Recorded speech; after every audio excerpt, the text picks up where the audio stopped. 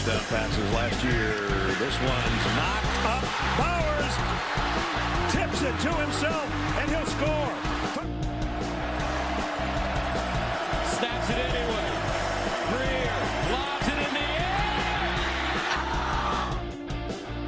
Whoa, he has trouble with the snap, and the ball is free. It's picked up by Michigan State's Jalen Watts-Jackson, and he scores on the left. Here's a blast, and Klubnik didn't see it coming. He got blasted by Kalen DeLoach, who has the ball and is heading toward the end zone.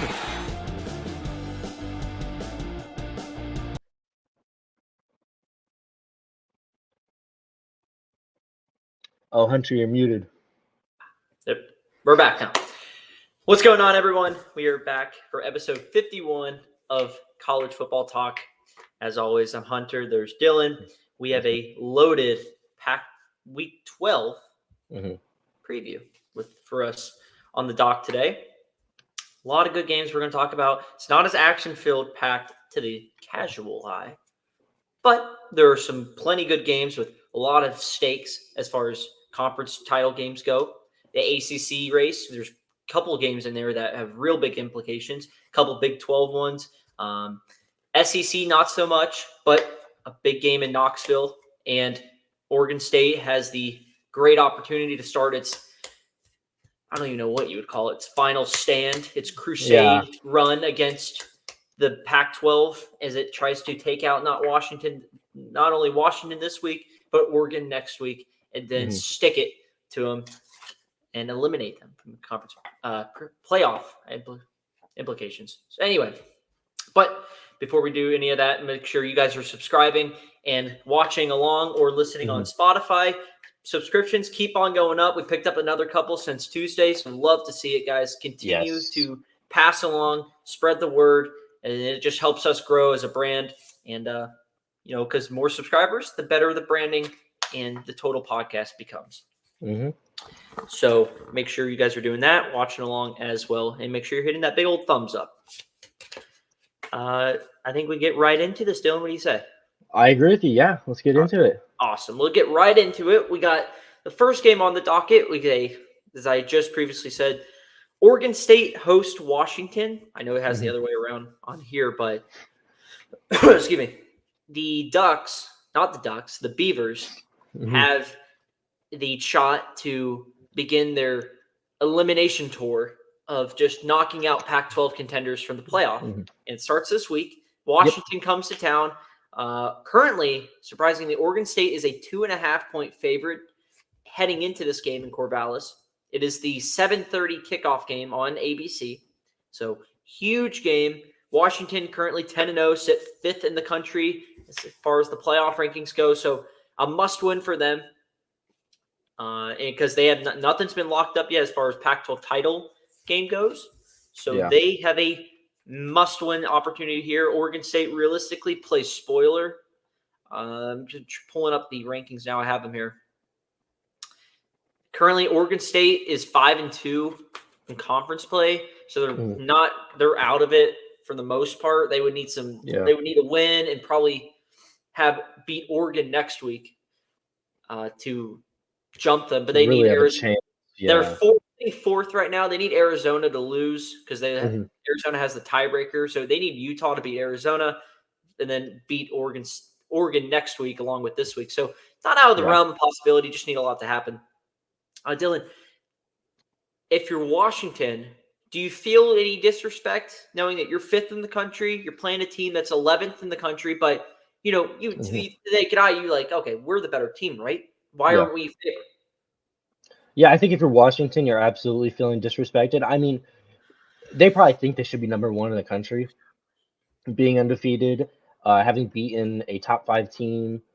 I mean, they probably on paper have the best win of the season individually out of any team in America. I think the only one that would be close to that would probably be Texas over Bama. But I think to them, they feel absolutely disrespected. They've beaten every single team they've played. They've looked, outside of the Arizona State game, relatively convincing in every game they've played. I think this will be absolutely a game where Washington will. They're gonna. They want to. They're gonna. There's gonna be extra motivation behind this game Mm-hmm. to win this game. Yeah, I mean, I could definitely see that possibility happening. I mean, Mm-hmm. if you look the last 5 meetings between these guys, Yeah. Washington, 4 of the last 5 times they've won. Little nugget though, the last time Oregon State won was 2021. They were in Corvallis. Mm-hmm. Funny enough, Oregon State was a 2.5-point favorite. So Yeah. kind of a little funny there. But if you're diving into the stats here, I was looking through this game. Biggest one really caught my eye. Well, there's a couple, but like one of the big ones as far as Oregon State keys to win. Yeah. I think they've got to own time of possession because, what do you look at when teams look at the NFL, for example, when you're playing the Chiefs, we'll say how explosive their offense is with Mm-hmm. Patrick Mahomes and how fast they can score. What do you like? The biggest key sometimes is like you want to control the tempo of the game, you want to eat the clock, and you want to control the line of scrimmage. Yeah. Well, realistically, that's kind of like what Oregon State's going to need to do in this game, I think. So they're 28th in time of possession. That's just good. They're 9th in yards per play, which is really good too. And they got a running back in Damian Martinez, who's 12th in the nation as far as yards per carry goes at 6.61. He's also in the nation just rushing yards with averaging almost 7 yards a carry. Washington's defense is middle of the pack-ish, 50th against the run. I mean, they only allow about 4.3 yards of carries, but definitely Oregon State's going to have to control the line of scrimmage. That's going to be the biggest thing because if they can keep that offense on the sidelines, they're going to be in good hands. Mm-hmm. Also, look at vice versa. Washington is going to have to do what they need to do, but they're going to need to start. Then you're going to need Michael Penix to be what Michael Penix is in like these big games he's played in. Yeah. They're first in the passing offense. Oregon State's 74th against the pass. So there's holes to take advantage of there. Mm-hmm. But I just think the biggest thing is Washington is 123rd in sacks allowed. So they're having a hard time protecting the quarterback. Oregon State is ranked 5th in the country in sacks. So, you're 74th in pass overall, but you're getting after the quarterback. So could cancel something out, create Michael Penix and maybe speeding things up, force some turnovers. I think that's something that's just got to happen for Oregon State if they really want to win this. But if you're Washington, you just, like I said, you got to play your game. You know what I mean? Mm-hmm. Just look at the games. They're going to need a couple stops from their defense that struggled at times this year. Yeah. Against teams that you shouldn't think, that would think like, why are we having trouble stopping these guys? But I don't know. I kind of like Oregon State here, where you get the crowd going. You have the crowd. It's the last big home game, probably. It's the last big home game because next week you're in Oregon. So, I mean, it just feels like this is just some sort of upset brewing right now. Yeah. No, I understand I understand that. I do think Washington takes care of business still. I just think they're too good. Do you think they win by double digits? No. Okay. They win by a touchdown. Mm-hmm. Okay. Continue, though. You can finish what you're saying, though. No, I was just going to say is that I think Washington really is on a collision course for the Pac-12 championship. Mm-hmm. That I don't think, even though they have Oregon State's a good team, and, Washington State hasn't been great this year, but those are two rivals with history, so, it matters. Yeah. So people say, well, it does matter to them. But I think Washington's got this. Do you have a score prediction then? Yeah, I'm gonna go 35-28. Washington pulls it off. They're gonna have a good fourth quarter there though. Okay, so that's outstanding. I think Oregon State's going to win this game. I think Damian Martinez is going to have a good game. Remember, DJ Uyunglele, he's still there. He's been playing pretty well this year. So they don't need him to be Superman because that's not how that offense is run through. It's run through, you want to ground and pound, establish the run, and have Uyunglele, beat you with his arm when he needs to. You know what I mean? Mm-hmm. So I think just everything, I think you're going to be able to take advantage of that weak secondary that Washington has on the ground and through the air. This feels like when to me at least, this feels like when Utah went up there earlier this year. It was like a Friday night game. Crowd was going nuts. And Oregon State just kind of just established dominance right from the jump. Yeah. And really never gave Utah a shot of winning this game. So that's how I feel like I think Oregon State's going to win. Obviously, I think they're going to cover the 2.5. Give me the Beavers to upset and put Washington in a real big tight spot. All right. I'm writing that down. We're going to write that down. Score prediction, I'm going to go and say 33-28. I mean, type that out for me. Make sure you frame it when the Beavers win. What was your score prediction again? 33-28. 33-28. Okay. Yeah. Okay. Yep. All right. We're going to move on after I type in this number real quick. Mm-hmm.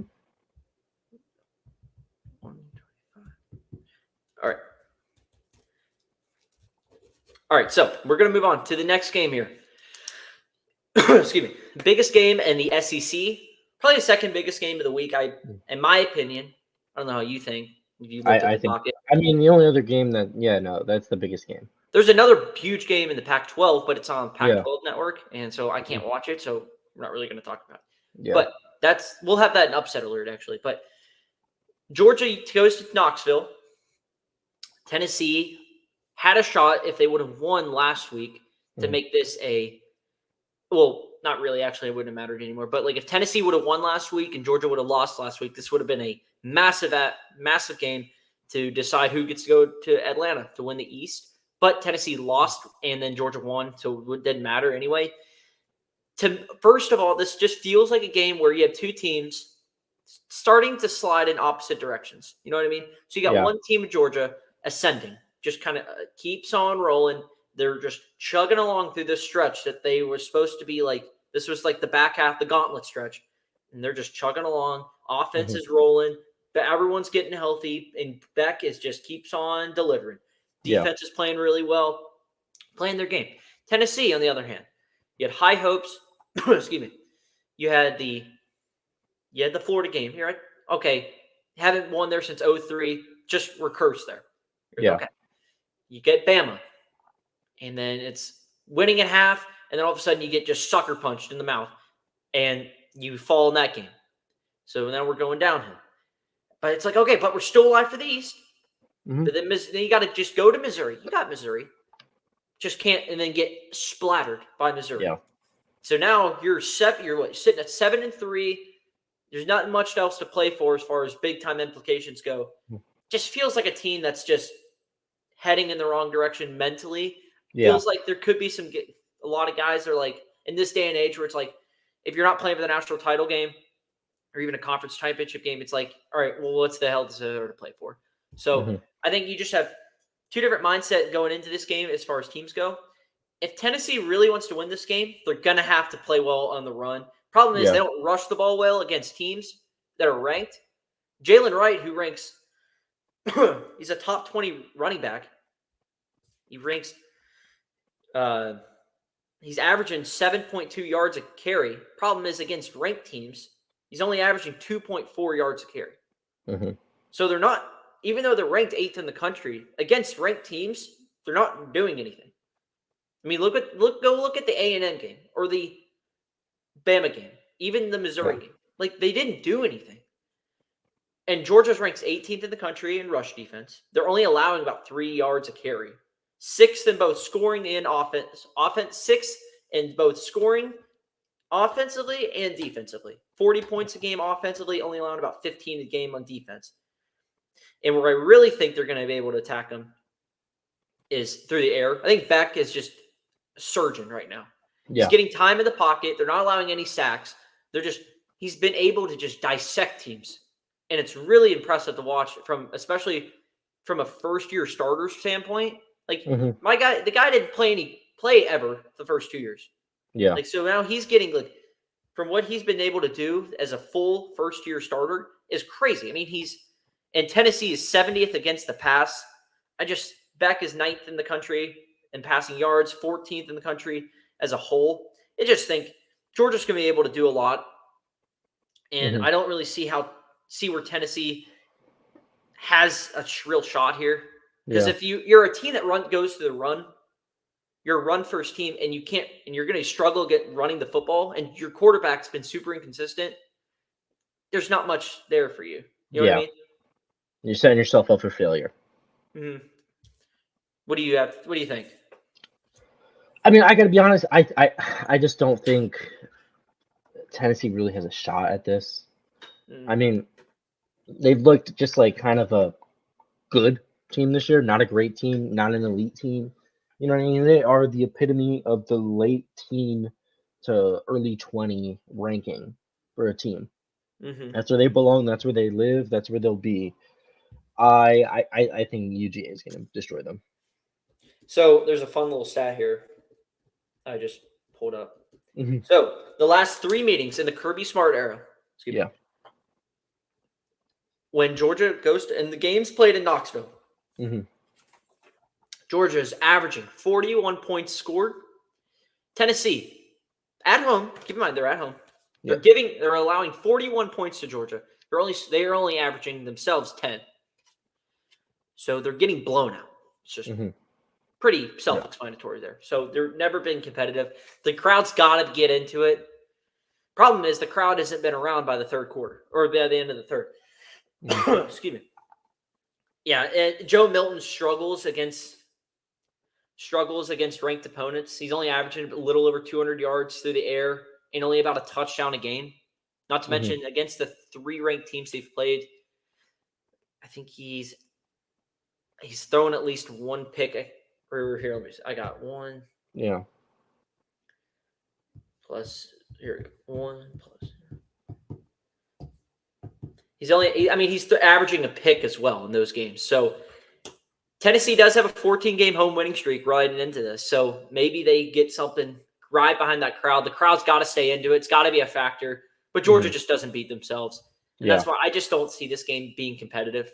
I love Georgia in the spot. They're getting 10. I would hammer that number. Maybe that's just my personal bias. No, I think you're right, though. Yeah, it's just too many factors going against Tennessee in this game. Yeah. Joe Milton's they're going to have to find some explosive plays, but consistently, because Tennessee likes to start fast some games, and Georgia doesn't, defensively at least. They'll let teams go down the field like the first or second drive and score. Yeah. But it's the in-game adjustments and how you finish that's really separated Georgia, because they're able to make those adjustments and just put the clamps down, and then you can't do anything. Yeah. So that's where I see this. I think Georgia wins around the 37 to 14 mark. What do you think? I think so. I mean, I'm going to go 38 to 10. I think they're going to kill them. Yeah. I'm glad we saw I and I right there. Yeah, no, I agree, yeah. And then we'll blast Rocky Top. Alrighty, next game. This is Dylan's conference, so he likes the ACC. We call this ACC Dylan time, where really we got next 2 games we're going to talk about have ACC title game implications on who's going to play the Seminoles in 2 weeks from now. We'll start with Miami and Louisville. Actually, we're going to start with Clemson and UNC because I want to start with this. Okay. So let me just find it. Clemson comes in. We'll have won last couple games at home. They get Clemson now, or they get Clemson. They get UNC at home. Yep. If you're looking at the ACC standings right now, currently Louisville or North Carolina sits at 3rd. So they need Louisville just ahead of them. They need Louisville to lose this week to Miami. Yeah. If North Carolina can go into Clemson and win, that would really help themselves out. Yeah. They are 1-1 on the road this year in conference play. Is that if I'm reading this right? But I really do think they're going to have to be able to find success on the ground, because we saw last year in the ACC title game, just completely got outplayed by this Clemson team. Yeah. And pretty much most of these guys are coming back for this North Carolina team. So we'll see what they do this year. They'll be able to fully prepare for Cade Klubnik. They didn't prepare for him last year, as Mac Brown said after the game. But Omari and Hampton's got to have a big game, I think. Even though Clemson, That's the only like spot I can see them taking advantage of because Clemson ranks 19th in the country in rushing defense. Amarian Hampton, second in the country in rushing yards. He's averaging about 6 yards a carry. Drake May is going to have to play a really good game. I mean, he's fourth in passing yards. They're eighth in scoring offense and in pass offense. But Clemson's eighth against the pass. So they've kind of been able to control that, especially the last couple of games at home.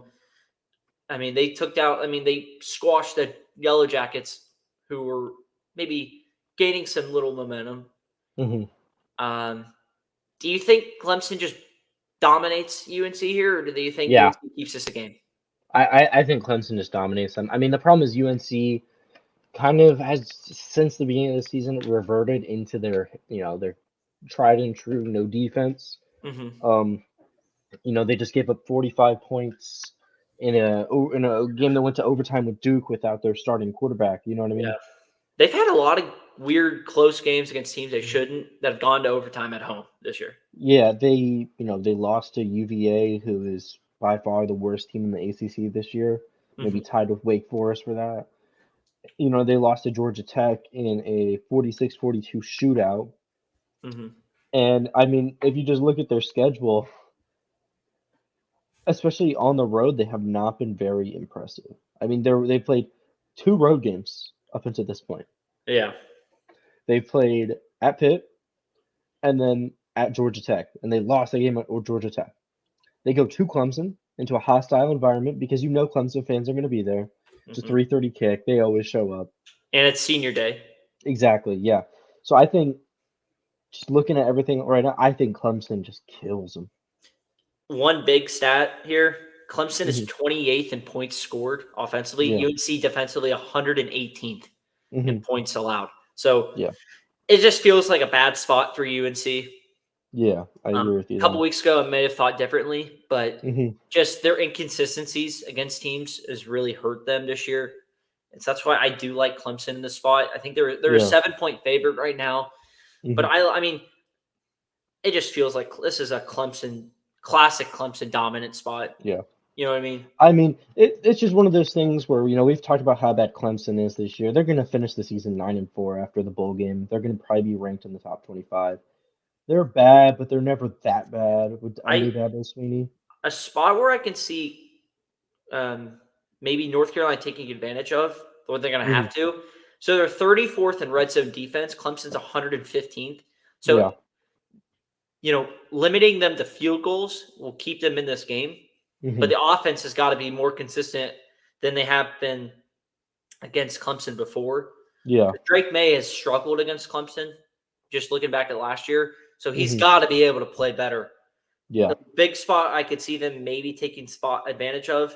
It's hard because offensively and defensively, if you're looking offensively, UNC compared to Clemson defensively, they're pretty similar in stat lines. But, biggest thing I could maybe take away here is, I mean, 16th in red zone offense for UNC. Clemson 75th in the red zone defense. So, but UNC's got to turn those not field goals. They got to be touchdowns. So, got to force turnovers too. They are ranked pretty highly in that category. Defensively, they rank 13th in turnovers forced. So they got to force Klubnik in some mistakes. Yeah. But I just don't think he does. I think he's been playing better ball lately. And I think Clemson's going to win around the 31-20 range. Yeah. So. No, I think you're around right. I think Clemson wins. I'm going to go 33-21. I just think Clemson is just going to have control in this game now. Drake May is probably going to throw a bad pick at some point too. Yeah. Because that's just what he is right now. I still think he'll be good in the NFL, but this is not their year. It just never was. Never was. All right, we're going to move on to the other ACC game. And that's going to be Miami-Louisville. Louisville heads down south to Miami for this one. Miami is currently a 1-point underdog. So it flipped because I believe earlier this week, Miami had been the favorite. I mean, they're still favored by ESPN Analytics too. Yeah. So Miami has a real big shot here to pull off a big-time upset and would be one that Cristobal would love to have. Yeah. Especially 6-4. Can Van Dyke bounce back now? He's going to be back in that starting role with the injury to Williams. Mm-hmm. If he keeps the turnovers down, he will. Now, but will he, though? Because that's where his biggest issue has been. Mm-hmm.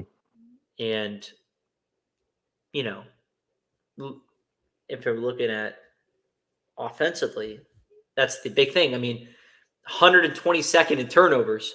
Louisville forces a lot of turnovers on defense. They're 20th. So that's going to be your big stat line right there. Yeah. It's a noon kickoff in Miami, so it's probably going to be a pretty empty stadium too. Yeah. So I would imagine like this does not set up good for Miami. Mm-mm. You know, like your turnover prone quarterback goes up against a defense that turns the ball over, who is desperately trying to prove that they belong near the top of college football right now. You know, they're 9-1, but their ranking keeps dropping. Mm-hmm. So, I mean, I just think this is a bad spot for Miami. I know I said that last week when they played Florida State, and they played Florida State well, but they don't have a quarterback who keeps the ball pretty well. You know what I mean? They have a guy who routinely throws bad triple covered throws in the middle of like, you know what I mean? It's like I think this just sets up bad for the Hurricanes. See, I think they're able. I think they can pull off an upset. Mm-hmm. Defensively, though, they're going to have to create pressure, keep Plummer, make Plummer uncomfortable in the backfield. They do rank top 10 in sacks, and Louisville is ranked 69th in the country in sacks allowed. So they're going to have to get pressure, kind of like how Oregon State will against Washington. Yeah. But they're going to have to put up points. You know, I thought they played well enough to win the game last week, I think, if a play or two goes here or there. They are 8th in the country in points scored, which is big because Louisville is not very good. They're ranked 105th. Yeah. So they'll give up points, but that turnover stat is what's going to just be the difference maker. Because in all the games Miami has struggled in, there's been turnovers. And so Tyler Van Dyke has to keep it in check. Otherwise, it's not going to be close. And Louisville's a bad game for you guys. Yeah. Yeah. I think Louisville can clinch. Yes, they do. So if they win this game, they clinch. Yeah. So Louisville wins this week, they will clinch. If not, UNC, if they win, I think a win or a loss by UNC, Louisville clinches. Yeah. Florida, if you're a Florida State fan, you're rooting hard for Louisville to win. Yeah. Because you want that strength of schedule. You want that schedule booster. Mm-hmm. You would hate if Miami won. Yeah. Because that would not be good. But yeah, I think Miami's going to win this game. I don't know why. Maybe I'm just crazy on it. I think you're absolutely crazy on this. This does not look good for Miami in any way to me. Let's write this down. I'm going to write this down on our score thing. Okay. My flashcard. Yep. Let's see. I have right underneath the Dylan from last week's one. Yeah. So I'm going to say Hunter. Write this down. Hunter. Miami will win 27 to 27-23.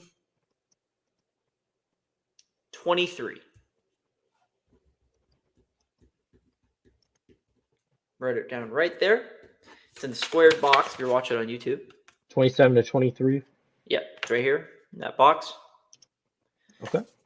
So 27-23, Miami's going to win. Cristobal's going to get a huge win. And yeah.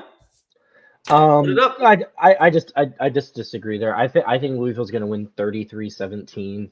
I think Van Dyke's going to have some bad turnovers that are going to kill some good drives for Miami. I think Louisville's playing for something too. You know what I mean? They get to go, if they win this game, they go to the ACC championship. They get a 10-win season in Jeff Brom's first season in Louisville.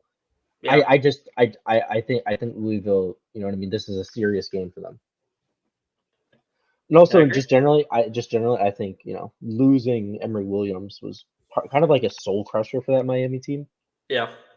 Because I mean, just watching that game last week against Florida State, when he went down, it just seemed like it sucked the soul out of that team. I could agree. Yeah, I mean, that was later in the game, and then there was the pick, which kind of Yeah. just ended it. But we'll see. I think Miami's going to win. Okay. So we're going to move on, though, to our final headline game. That is Texas at Iowa State. This is a big game as far as the Big 12 standings go. Yeah. Because Texas hasn't locked up a spot yet. They can lock one up this week if they win. Mm-hmm. Iowa State is still right there in the thick of things. They need a couple of losses, but I mean, they would love if Oklahoma lost this week to BYU, but I doubt that. Yeah. But if they win this week, they are right back in the thick of things, and they would have the tiebreakers over Oklahoma State and Texas. So they would help themselves out a lot, and they get it at home. It looks like it's going to be 46 degrees this week at Jack Trice Stadium in Ames, Iowa. So not the best. I mean, it's classic football weather. Maybe not a fan favorite if you're from Texas, but, you know, Quinn Ewers he's back this week again. What I'm concerned with the Texas, because, you know, you look at it, you're like, Texas should not have any problem here. Yeah. My concern is they're not able to finish games lately. Yeah. They're beating these big leads, and then they're letting teams right back in. They had a game, and they were up 17-0 on Kansas State. Yep. They were up 3 touchdowns or so on TCU. They were up 26-6. Up big on Kansas State, like I said. Houston, they were up 21-0 at one point, I believe. But they're letting these teams back in it, and then TCU only won by 3. Kansas State only won by 3. Houston only won by 7. Can't do that. And I don't want to say you're playing with fire, son, but you keep doing that. And Iowa State, who's been known to have some upsets happen time or two there. Just saying. Ames is not a fun place to play at. And you don't have any room to work around with because you already have one loss. You know, you get another loss because you dilly-dally around. You get eliminated from. I don't care if you win the Big 12 or not. You're not going to go into the playoff. Yeah. So it's a very upset-minded Iowa State team sitting there at 6-4.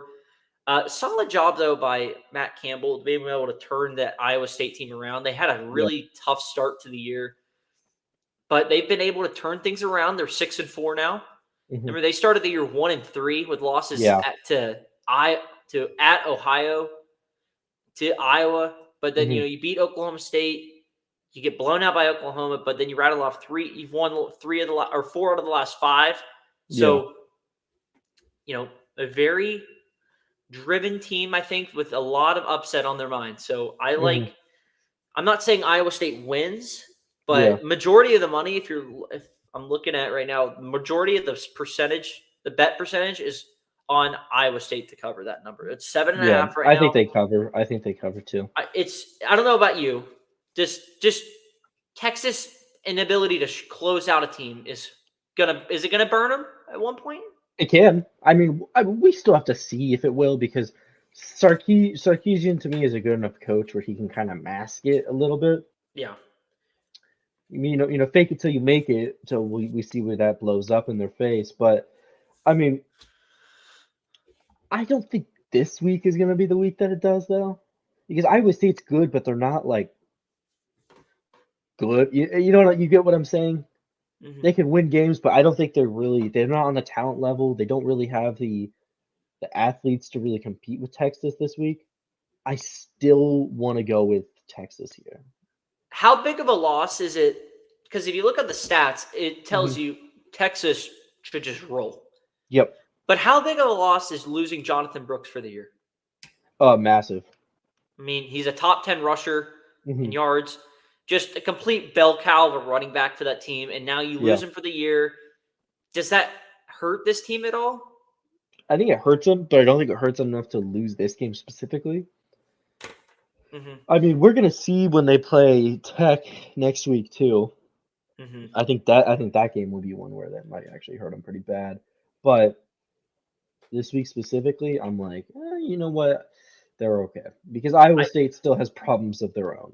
I see. The big thing for me is if Iowa State's able to limit the run game And I mean, they're a solid ball club against the pass, and Texas is ranked 28th, but they rank 114th in sack defense. Iowa State does, and Texas is 54th in sacks allowed. But if you're not going to get pressure on yours and make it uncomfortable back there, it might be an issue because he's just going to have a lot of time to find those guys that are open, all those weapons out there. So, but if you make them one-dimensional, who says this can't be a game going into the fourth?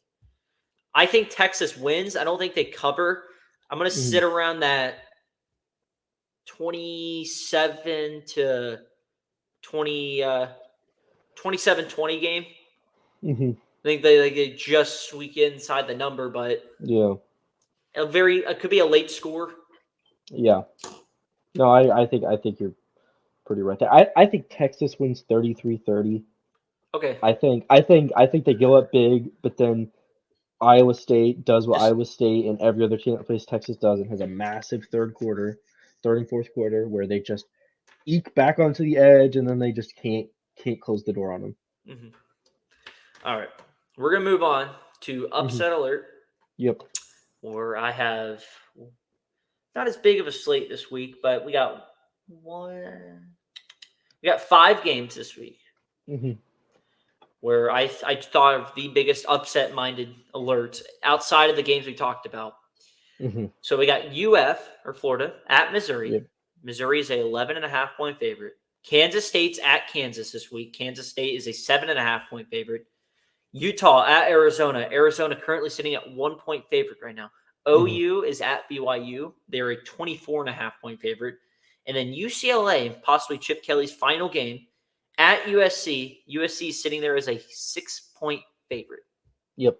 All right, Dylan, as we always do, which team will go in order? Which team is likely to just blow the other team out and cover that number? Missouri versus Florida. Yeah.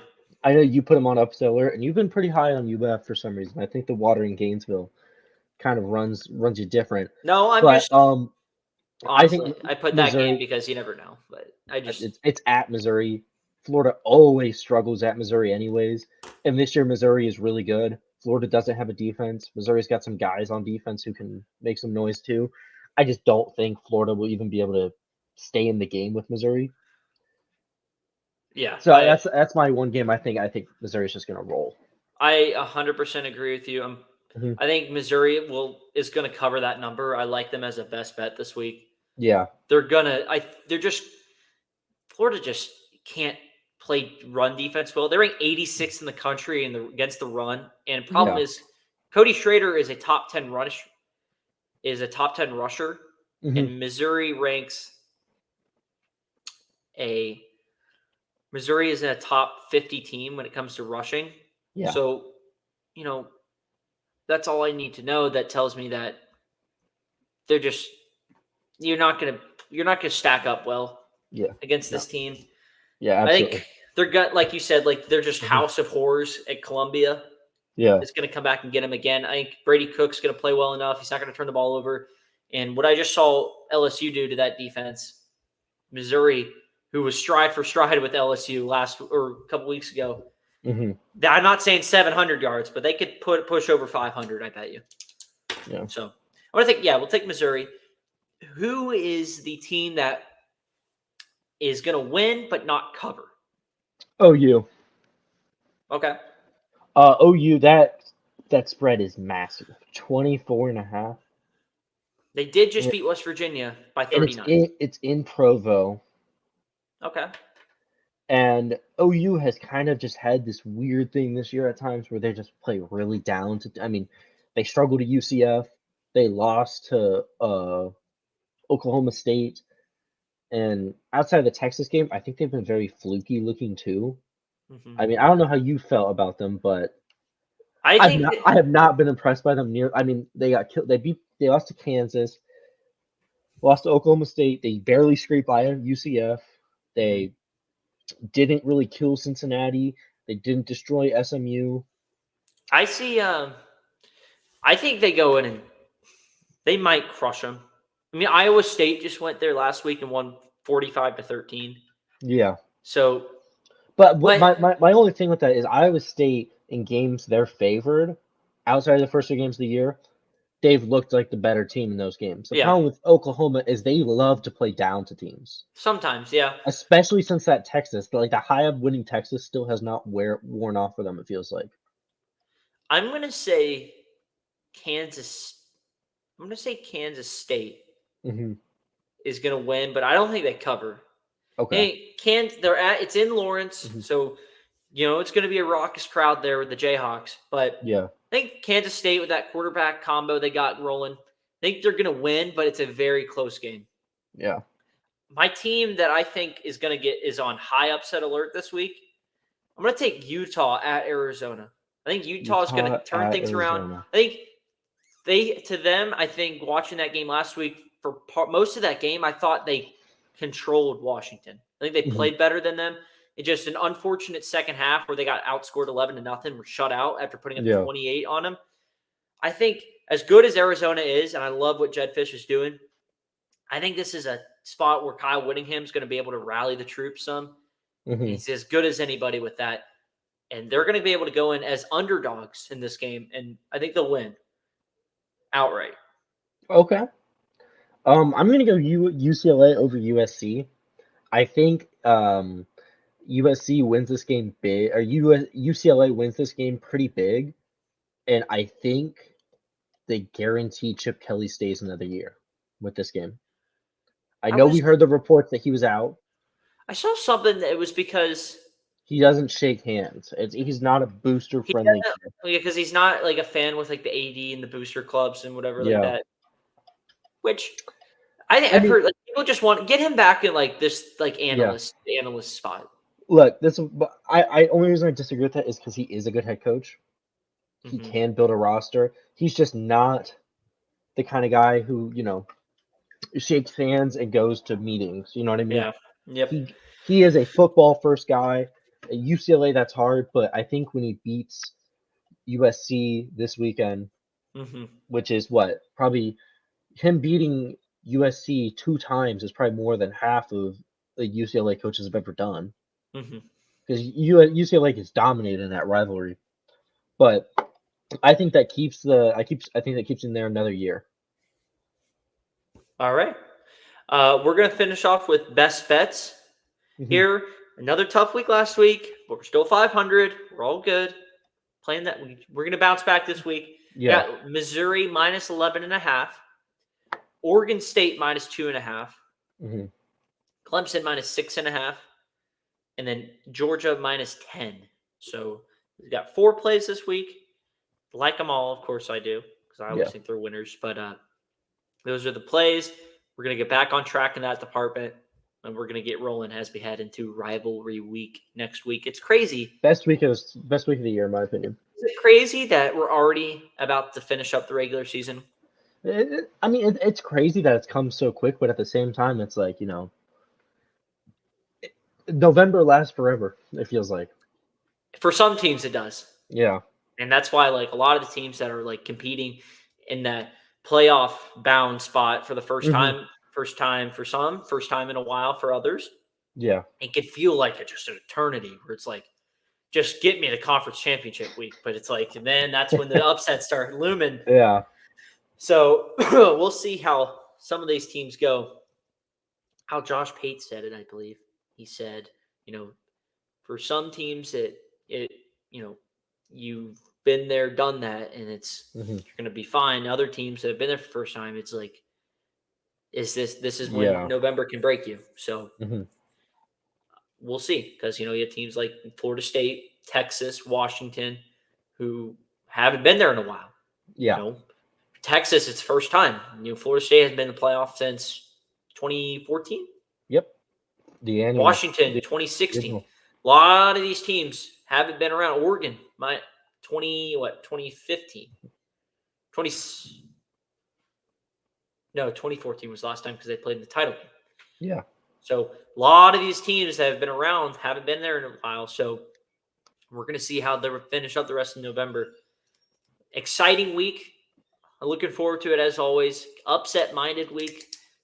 Should start to see some conference championship pictures starting to look a little clear, if not already completed. But can't wait as always. Make sure you guys are subscribing. Keep the subscribe numbers going, guys. We are looking awesome in that department. Remember, 100 before January. 100. So, right, New Year's Eve, New Year's Day, we should have the 100 already hit. Right, Dylan? I think so too. I think we're rolling to that mark. We're rolling Yes. to that. I mean, I'm loving it so far. Yes. But remember, keep on watching, though, and liking, as always. And if you're on Spotify, give us a follow on there as well. And we love that you're listening there, too. Yeah. We'll see you guys Tuesday with Week 12 recap and any other news that's happened. But can't wait to watch the games. Enjoy them. We'll see you next time. Later. See you guys.